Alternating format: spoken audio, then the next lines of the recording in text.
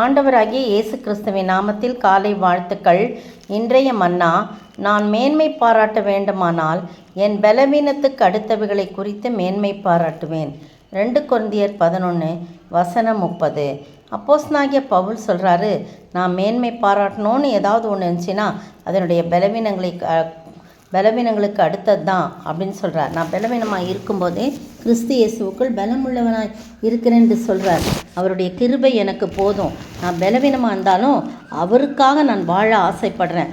அந்த முந்தின வசனம் பாருங்கள், 24ஆம் வசனத்திலிருந்து 27ஆம் வசனம் வரைக்கும் பார்த்தீங்கன்னா பவுல் பட்ட பாடுகள்லாம் அவ்வளோ பயங்கரமாக இருந்தது.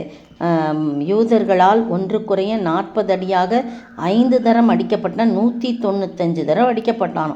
அடிக்கப்படும் போதெல்லாம் ஒவ்வொருத்தரையும் சதை பீய்த்து கொண்டு வந்தது. 3 தரம் மிலாறுகளால் அடிப்பட்டேன், 1 தரம் கல்லேறியுண்டேன், 3 தரம் கப்பல் சேத்தில் இருந்தேன்னு சொல்லிட்டு நிறைய சொல்கிறார். 23 காரியம் சொல்கிறார். எண்ணி பாருங்கள், அந்த இடத்துல இந்த 23 காரியத்தை சொல்லி இவ்வளோலாம் பயங்கர மோசமாக இருந்தாலும் சபைகளை குறித்து உண்டாயிருக்கிற கவலை என்னை நாள்தோறும் நெருக்குகிறதுன்னு சொல்லி அங்கு ஒரு காரியத்தை அவர் சொல்கிறத பார்க்குறோம். அடுத்தது சொன்ன பிறகுதான், நான் மேன்மை பாராட்ட வேண்டுமானால் என் பலவீனத்துக்கு அடுத்தவைகளை குறித்தே நான் மேன்மை பாராட்டுவேன். என் ஆண்டவர் என்றென்றைக்கும் ஸ்தோத்திரத்துக்கு உரியவர், ஸ்தோத்தரிக்கப்பட்ட தேவன் என்று சொல்லி அவரை புகழ்ந்து ஸ்தோத்தரிக்கிறத பார்க்குறோம். 12ஆம் வசனம் பாருங்கள், 12ஆம் அதிகாரம் 1ஆம் வசனம், மேன்மை பாராட்டுறதுக்கு எனக்கு தகுதி அல்ல, எனக்கு எந்த தகுதியும் இல்லைப்பா, நான் என்னத்தை குறித்து மேன்மை பாராட்ட போகிறேன். ஆகிலும் கர்த்தர் அருளிய தரிசனங்களையும் வெளிப்படுத்தல்களையும் சொல்லுகிறேன்னு சொல்கிறான். கர்த்தர் அவருக்கு ஆவிக்குரிய வரங்களை கொடுத்துருக்கிறாரு. ரகசியங்களை, தரிசனங்களை வெளிப்படுத்துகிற வரங்களை எல்லாம் கொடுத்துருக்கார் அப்போஸ்தலனாகிய பவுலுக்கு. அவர் 14 வருஷத்துக்கு முன்னே 3ஆம் வானம் வரைக்கும் எடுக்கப்பட்டார் என்று சொல்லப்பட்டுள்ளது. அப்புறம் அவர் சரீரத்தில் இருந்தானோ சரீரத்துக்கு புறம்பாக இருந்தானோ எனக்கு தெரியாது அப்படின்னு தன்னைத்தானே சொல்லி கொடுத்த பார்க்குறான். அந்த மனுஷன் பரதீசுக்குள் எடுக்கப்பட்டு மனுஷர் பேசப்படாதும் வாக்கு கட்டாதுமானிய வார்த்தைகளை கேட்டான் என்று அறிந்திருக்கிறேன். இவ்வளோலாம் இருந்தாலும் என்ன அவர் மேன்மை பாராட்டவில்லை. நான் வானத்துக்கு ஏறினாக்கும் அதாக்கும் இதாக்கும். சில பேர் அவ்வளோ பெருமைப்பட்டுப்பாங்க இல்லையா, மேன்மை பாராட்டணும், அங்கே போனேன் இங்கே போனேன், எனக்கு இந்த வரம் கிடச்சிச்சு அந்த வரம் கிடச்சிச்சின்னு.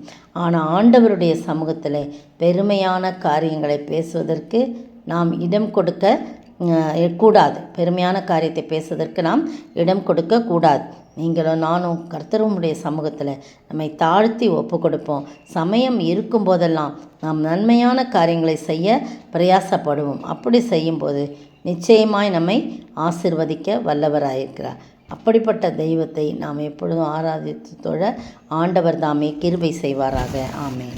மேலும் ஏன் அப்படி சொல்கிறாரு அப்படின்னு சொல்லும்போது, அவருக்கு ஒரு பலவீனம் இருந்துச்சு. அந்த பலவீனம் நீங்கும்படியாக அவர் ஆண்டவர்கிட்ட கேட்கும்போது அவர் என்ன சொல்கிறாரு, என் கிருபை உன்னை விட்டு என் கிருபை உனக்கு போதும் அப்படின்னு சொன்ன உடனே உன் பலவீனத்தில் என்னுடைய பலன் பூர்ணமாய் விளங்கும் அப்படின்னு சொல்கிறத பார்க்குறோம். அதனால தான் அவருக்கு ஒரு தைரியம் வந்துடுது. இனிமேல் நான் பலவீனத்தை குறிச்செல்லாம் நான் பயப்படாமல் அதை குறித்து மேன்மை பாராட்டினேன். காரணம், அவருடைய கிருபை எப்போதும் என் கூட இருக்கிறது. அவர் என்னுடைய பலவீனத்திலே அவருடைய பலன் பூர்ணமாய் விளங்குகிறார். என்னோட கூட இயேசு ஐக்கியமாயிட்டார். அவர் தான் எல்லாம் பார்த்துக்குவார், அதனால் நான் கவலைப்பட வேண்டியதில்லை என்று சொல்லி அவர் தன்னைத்தானே அவர் என்ன பண்ணுறாரு சொல்கிறத பார்க்குறோம். நான் என் பலவீனத்தை குறித்து தான் நான் மேன்மை பாராட்டுவேன். காரணம், என் ஆண்டவர் என்னோடு கூட இருக்க, அவருடைய கிருபை என்னோடு கூட இருக்கிறது. எனவே நான் பயப்பட வேண்டியதில்லை என்று சொல்லி தனக்குத்தானே ஒரு தீர்மானம் எடுக்கின்றதை நாம் பார்க்கிறோம். தர்மையான வேளையில் நீங்களும் நானும் ஆண்டவருடைய சமூகத்தில் எப்போதும் நம்மை தாழ்த்தி, நான் பலவீனமாக இருக்கும்போதே பலமுள்ளவனாய் இருக்கிறேன். ஆகையால் கிறிஸ்துவின் நிமித்தம் எனக்கு வரும் பலவீனங்களிலும் நிந்தைகளிலும் நெருக்கங்களிலும் துன்பங்களிலும் இடுக்கண்களிலும் நான் பிரியப்படுகிறேன்.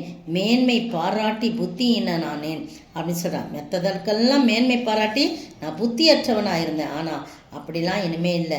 நான் எதையோ குறித்து மேன்மை பாராட்டி பெருமையோடு அகந்தியோடு போனேன். ஆனால் ஆண்டவர் என்னை தேடி என்னை ரட்சித்து என்னை மீட்டு கொண்டார் என்று சொல்லி அவர் பார்க்குறார். பாருங்கள், அப்படி ஒரு பெருமையான எண்ணம் கொண்டு கிறிஸ்தவர்களெலாம் அடக்கும்படியாக போகிறார். ஆனால் ஆண்டவர் ஒரு வார்த்தையோ ஒரு ஒளியின் மூலமாக அவரை சந்திக்கிறார்.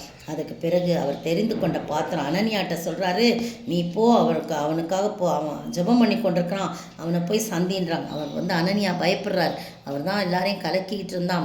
இல்லை, நான் அவனை தெரிந்து கொண்ட பாத்திரம் அவன் என் நிமித்தமாய் எவ்வளவாய் பாடுபட வேண்டும் என்பதை அவனுக்கு காண்பிப்பேன்னு சொல்கிறாங்க. அதே மாதிரி பயங்கரமான பாடுகள், ஆனாலும் எந்த காரியமும் ஆண்டவருடைய அன்பை விட்டு பிரிக்காமல் அவன் பலவீனத்தை குறித்து மேன்மை பாட்டினான். நீங்களும் நானும் ஆண்டவரில் சார்ந்து கொண்ட ஆண்டவர் கிருபை எனக்கு போதும்னு சொல்லி அவரை சார்ந்து வாழ ஆண்டவர் தாமே கிருபை செய்வாராக.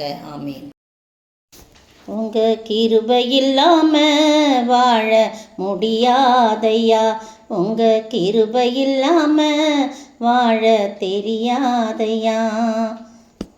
நான் நிற்பதும் நான் நடப்பதும் உங்க கிருபதானப்பா, நான் நிற்பதும் நிலைப்பதும் உங்க கிருபதானப்பா. உங்க கிருபை இல்லாம வாழ முடியாதையா, உங்க கிருபை இல்லாம வாழ தெரியாதையா. ஸ்தோத்திரிக்கிற ஆண்டவரே, துதிக்கிற ராஜா, கர்த்தாவே, எங்களுடைய பலவீனத்திலே உடைய பலன் பூர்ணமாக விளங்கும், என் கிருபை உனக்கு போதும்னு சொன்னீங்களே ஆண்டவரே. அப்படியாய் ஆண்டவரே, நாங்கள் எங்கள் பலவீனத்தை குறித்து நாங்கள் மேன்மை பாராட்ட வேண்டும். காரணம், நீர் எங்களோடு கூட இருந்து எங்களை வழிநடத்தி, பலவீனத்தின் மத்தியிலே நீர் எங்களோடு கூட இருந்து எங்களை வழிநடத்தி வருகிறேன். எனவே எங்களுடைய பலவீனத்தை குறித்து நாங்கள் மேன்மை பாராட்டி அதற்குள்ளாக உம்முடைய சமூகத்திலே நாங்கள் எப்பொழுதும் மகிழ்ச்சியோடு காணப்பட நீர் உதவி செய்ய வேண்டும் என்று கர்த்தரும் மீட்பரும் ராஜாவுமாகிய இயேசு கிறிஸ்துவின் விலையேற நாமத்தில் ஜெபிக்கிறேன் பிதாவே, ஆமீன்.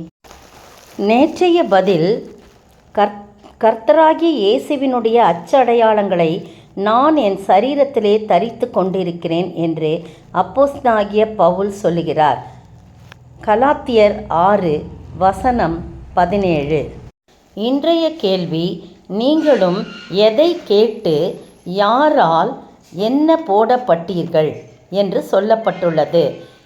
நீங்களும் எதை கேட்டு யாரால் என்ன போடப்பட்டீர்கள் என்று சொல்லப்பட்டுள்ளது.